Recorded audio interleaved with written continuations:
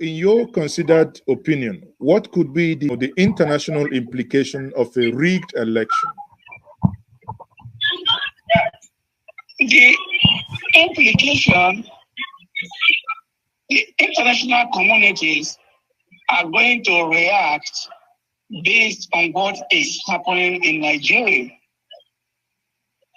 If Nigeria remains calm, no international organization will question what is going on in Nigeria, because it is the internal affairs of Nigerians. But if Nigeria erupts,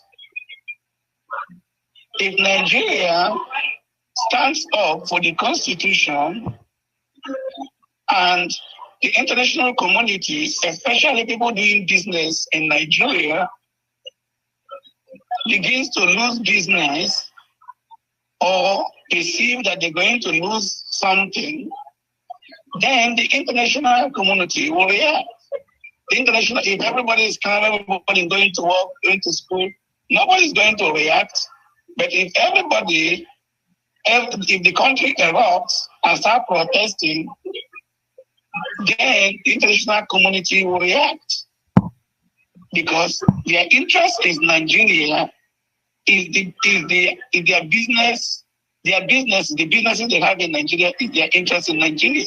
So if they perceive that they're going to lose business, that the oil will stop flowing, that the safety of the citizens are endangered, then they will react. So now, if there is reaction, then what I'm appealing to at least Igbo people is for them to move to Israel. We are Israelites.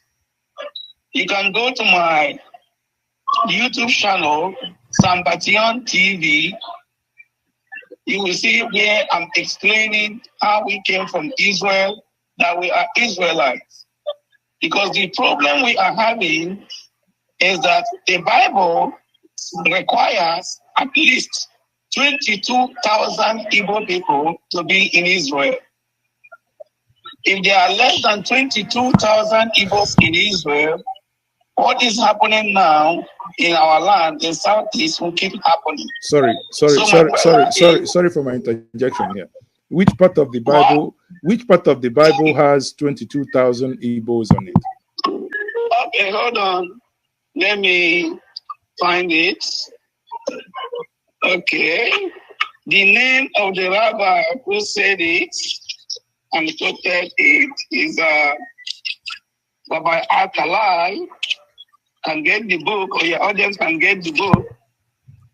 It's in the Zionist Idea, written by Otto Hesbar. The Zionist Idea is the book that the Israelis followed for them to get back the state of Israel. No, sorry, but Mike, you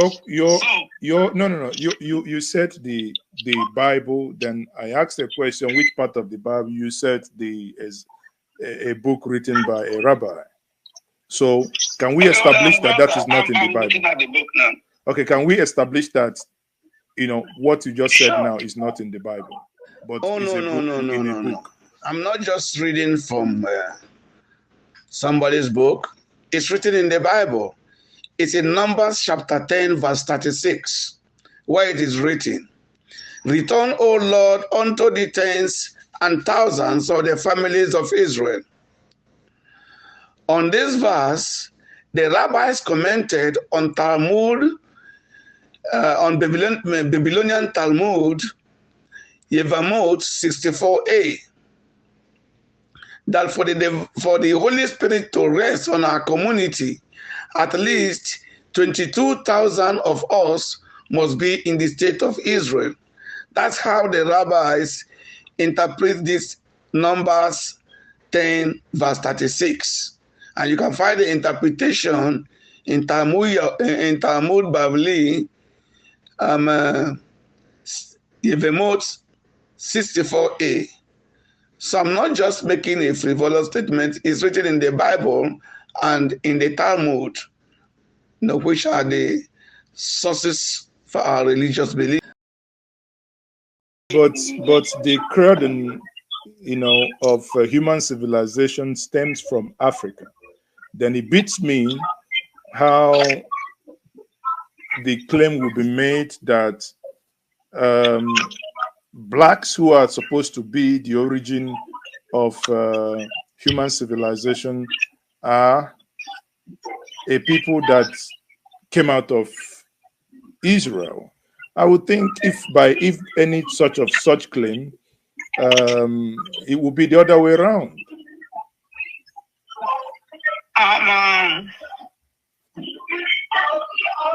Archaeologists have examined the Igbo land, and they all agree that the Igbo people came there in the 9th century. So I don't know what your argument is. If we come there 9th century, I don't think civilization or life starts in Igbo land. Okay, so let's. All I'm saying is the Igbo people, at least 22,000, need to move to the state of Israel for the Holy Spirit to rest on us. That's what we need. So if there is any eruption because of this election, I'm praying that some people will make aliyah to Israel. Rabbi Akalai was not the only person that said it. Sefer Eliyahu made the same claim. He said that people from Sambation, he made a specific Sambation, we are Sambation Jews. He said that people from Sambation, he said at least at the very minimum, 17,000 must come to Israel for them to start experiencing change. So how do you, okay, this migration you are talking about, and you are alluding to Sambation, how do you tie this back? How does that, what is the nexus between this assertion and the election that was rigged and the international consequences? The relationship is that if, say for example, if Nigerian erupts and a lot of Southeast Nigerians begin to show up in the state of Israel, the whole world will get involved. The state of Israel will get involved. They cannot handle such large, they cannot admit many people. The state of Israel is very small, so they will get involved. United States will get involved. Britain will get involved. But if everywhere remain calm, nobody is going to get involved. It's just as simple as that. Politicians, at least in the West, try to solve problems. If there is no problem, there is nothing for them to solve. Yes, but everywhere has remained calm, and everywhere is calm because as it is, Nigerians may be thinking, looking at what is happening in Senegal, where a nation is being destroyed before everybody now, and they will be looking at that and thinking to themselves, what do we want? Do we actually want to get to a point where the nation is in total chaos? We just have to make a decision. It's either we want democracy or we want monarchy.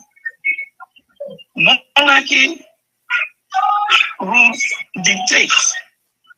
Monarchy and dictatorship goes together, which is what we have now. Democracy and constitution goes together, which is what we don't have now. Monarchy, they will decide who they will pick. Then it doesn't matter whether it is INEC chief or military chief that make the announcement, or INEC chief that made the announcement. It does not matter. They are announcing the decision of the monarchy.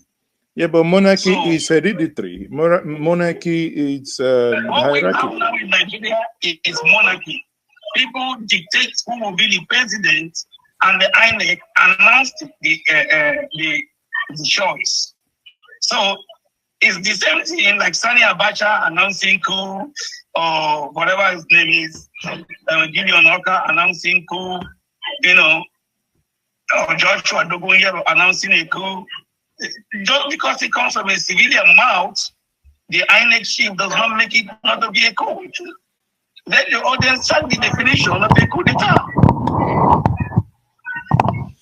Well, thank you very much. That is the much we can take on this topic. It has been an enlightening moment with you to look at the consequences of these rigged election. Rabbi Yanu, thank you very much for joining me. And once more, Thank you very much. Yeah.